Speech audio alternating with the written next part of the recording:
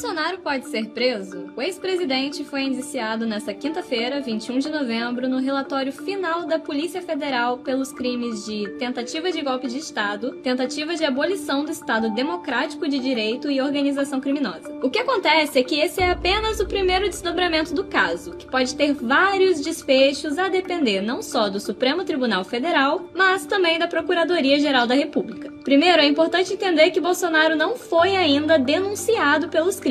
Ele simplesmente passou de investigado a indiciado. E a grande diferença entre um e outro é que isso significa que, durante a investigação, o delegado da PF concluiu que havia indícios de que algumas pessoas estariam associadas aos crimes, entre elas o ex-presidente. Outras 36 pessoas também constam no relatório, inclusive o ex-ministro da Defesa, General Braga Neto, e o ex-ajudante de ordens, o tenente-coronel Mauro Cid. Funciona assim. Primeiro, a Polícia Federal, que tem mais de 700 páginas, com base na sua investigação. Isso inclui não só as evidências encontradas em celulares, por exemplo, mas também em relatos de testemunhas. Esse relatório foi entregue ao relator do caso no STF, que é quem supervisiona a investigação, ou seja, ao ministro Alexandre de Moraes. Moraes, então, deve enviar o indiciamento à Procuradoria-Geral da República, que é o órgão do Ministério Público no Superior Tribunal. Daí, a PGR pode seguir alguns caminhos. Pode solicitar mais apurações, apresentar uma denúncia formal à Justiça,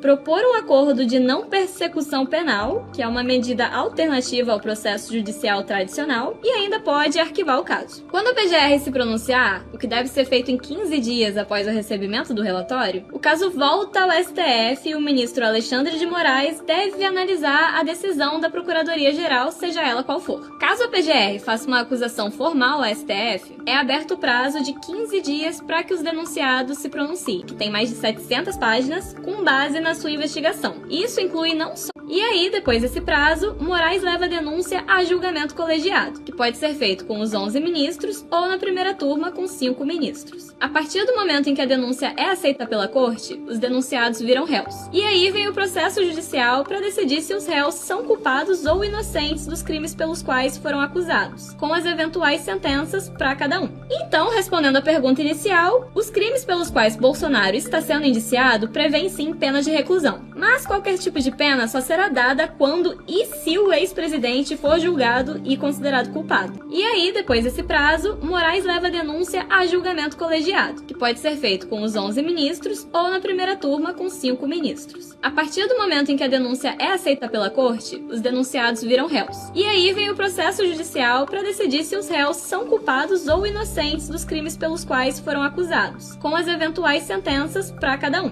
Então, respondendo à pergunta inicial, os crimes pelos quais Bolsonaro está sendo